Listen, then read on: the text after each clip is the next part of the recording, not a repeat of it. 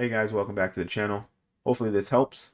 You just got your VX Pros, now you need to know what to do, how to get them all set up. Actually wasn't as hard if I just would have read the manual, but here we go. First things first, go to the website, bottom right corner, manuals and software. I'm going to be quick about this. This stuff is pretty simple, I'm pretty sure you know how to get there. Manuals and software. Once you click there, it'll bring you to the manuals and software. Go ahead and download that VX Pro manual and the new calibration tool. Once you have clicked on and downloaded the manual by clicking download, then you go ahead and click on this tool. It brings you to a wonderful Google Drive. 3 files, both the top and bottom are the same. One's zipped, one's unzipped. Don't know what you use. Pick the preference that's best for you. Next is the factory configuration. Sorry about that. Make sure you download that configuration. It is highly useful. It'll be something that you'll want to use because you'll want to set everything based on that initial configuration. Once you've got it downloaded, a couple quick things that I want to just note to everybody that I saw just setting them up. Make sure you fix your angle by adjusting these screws, and I did highlight that in the video that I did of the review. But more importantly, once you get them on the rig, I'd say leave them the way they're set up from factory first before you make any adjustments, because they may be to your liking right out of the box. With that being said, here are the adjustments you can make to the stiffness and feel of the pedal. Bottom being softest, top being the hardest. I'm at the second and I love it. You might want something stiffer, go really stiff, probably similar to those Asetek pedals. I do not want something with a limited range. I like more range to my pedals, but that's your option. So just make sure you read through the manual. Make sure you understand the things that you see.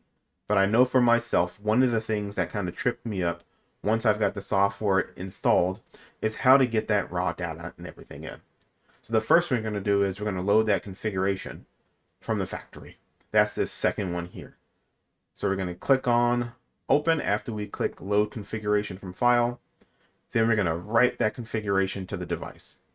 We're going to give it a second. It has sent it. Now we are good to go. That configuration has now been written to the pedals. Anytime you load a configuration from a file, you've got to write them to the pedals. Loading them just adds it to the software. The pedals have to be sent that configuration so it works. So if you think, man, I make the adjustment and it's not working, you got to send it to the device. So what we're going to do again is we're going to open up the settings. We're going to load that configuration once again. Write the configuration to the device. Now we're good to go. Now that we've got the configuration to the device, now again, what you're seeing here is iracing. I'm not going to save this configuration to my iracing because it'll override what I have set. But if this was the configuration that I wanted, I would save configuration to a file. I would then be able to name it, save it where I want. So with that being said, if you were to look at my screen, you're going to say, well, wait a minute. This is green and your foot's not on the pedal. Nope, it's not at all. One thing you'll learn, and what I had to figure out, and I even asked questions about it, and thank God, the guys at Simgrade are great because they made an explanation to me that made total sense. Coming from heusinkveld sprint pedals where it told you the number of kilograms right on, oops, sorry, light's flickering. I have no idea why it's doing it. Need to check it. But the configuration, I was looking for that raw number. Well, it goes up to 90 kilograms of braking force. Don't exceed it. Where's that number? 17,000 is that number. So it's not as simple as you're at 90, I want to go to 70 and put that number in, and there you go. The 17,000 is representative of that 90 kilograms. Obviously, I can use a calculator and just figure out what that equates to from 0 to 90, between 0 and 17,000 to figure out what number each what, but I'm not going to go that far. That takes too much effort. With that being said, once you get it loaded, you've got the pedals on your rig, they're mounted, and you're going to try them out the way they're set from factory. These numbers are telling you, this is the raw data of the pedals just sitting, and then the output is what it's interpreting into the game. 550, and you see 296 here. This 296 represents what the pedal is, and that's the brake pedal, what it is at idle. 550 is what it will start to feel once I step on the brake, meaning Now it's at 312. Kind of depends. So whatever that number is, anything between 312 and 550 is your dead zone. So if I rest my foot on the pedal, which I typically do in game, now I'm just resting my foot on the pedal. Not doing anything crazy, just resting it on. Well, currently it's at about 824, just resting my foot, which is interpreting some feedback into the game. It's outputting brake pressure into the game, which if I rested my foot, I would never be excelling or driving as fast as I was because I'd have a slight pressure on the brake. So in order to dial that out, what I would do is look at this 808 number, take that number, that 808, and maybe I'd make it 900. Because I want an intentional push before it registers any output into the game, where I intend to brake. Just resting it on it, I don't want anything. But once I start and I want to put a little bit in, I want it to be able to go, okay, he's actually intending to brake, not just resting his foot on the brake pad. Same thing with the throttle. Now, one thing I didn't bring up, there are 3 axes to configure it. Clutch, brake, throttle. I don't have a clutch, so at the bottom here, I have chosen to hide it. Now that it is hidden, the great thing about this is I can take this again, rest my foot on it. 900 is where I want it to be. I haven't sent it to the pedals yet because you can see it's still registering, but we're going to hold off on writing anything to the device just yet. Because now we've got to look at the throttle. Throttle is sitting idle at 1064 based on the way I have my pedal set up. It'll be vastly different based on your pedals and the way you set them up.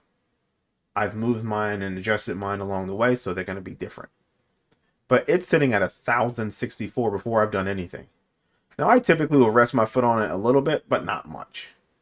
But just resting on it a little bit, I can see it's at 1128, 1144. So I would make my minimum number 1200. Because again, I wanted to register my initial press, not just me resting my foot on the throttle. Now, when stepping on the brake, okay, now I'm putting pressure and it's still going. It's still not at 100%, and I am putting a lot of pressure to get that pedal all the way down. So 17,000 is clearly too much for what I want to do. So I would step on the pedal till I get to where I want my 80% to be, where I can replicate it.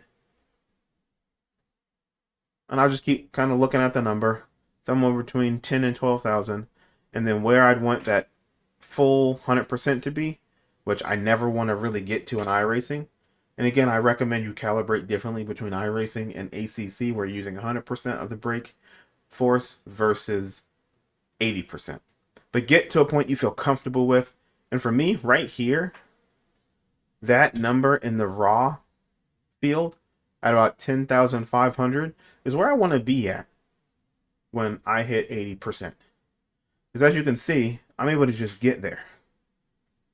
So I would say I'm going to make this now 10,000. Well, 10,500 is where I want to be at 80%. So let's make that about 13,000.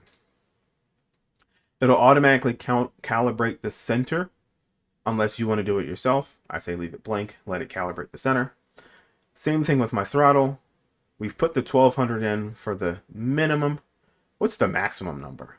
Now, I am stepping on the throttle and it's at 100%, and I still have, before I get to the physical stop. And for throttle pedals, typically you want to get to the physical stop. Once you get to it, then you want to be at 100%. Well, I'm still going. Physical stops around somewhere around 3,300 before I hit a physical stop. Now, because it's a load cell, I can keep going and putting pressure. I don't want my throttle to rely on that pressure. Brake, yes. Throttle, no. So I'm going to go and I'm going to wait till I hit the physical stop right about here at 3,400. I'm going to calibrate it a little bit less so that I hit that 100% right before. So this way it's easier to hold at 100%. And I'm not trying to make sure I'm putting any pressure on that load cell. So I'm going to hit it 3,200, 3,300. And I'm going to take my maximum. I'm going to make it 3,200. Once I figure out this is where I want to be, I'm going to write that configuration to the device. Now when I step on the throttle at 100%, I hit that physical stop. Yep, 100%. Brake pedal, 100%.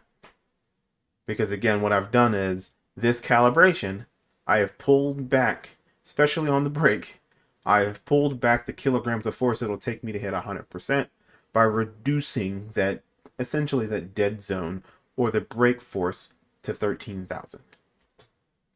With the throttle, similarly, I've done the exact same thing. I've written them to the device so I can get exactly where I want to be. And now I can click on Save Configuration to File. Once you save it, you'll save it to a file of your choice. Then I'm going to load the configuration that I have for iRacing and open it. And it's roughly similar.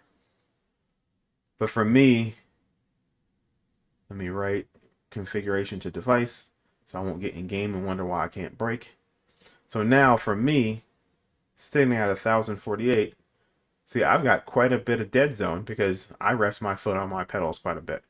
So I don't want to register throttle input till I intentionally. So I'm putting my foot on, I'm ready to go.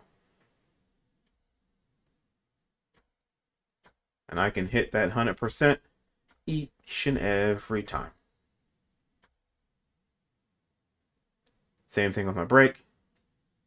I can hit the brake, get to 100%. But again, it's iRacing, so I'm never going to get to that point. But I hit my 80, boom. Hit my 80, boom. And that's how you configure. Again, you're saving and loading your configurations. You can read a configuration from the device itself. You can write a configuration to the device. So since I've already written it, if I read the configuration from the device, it's going to be the exact one I've written.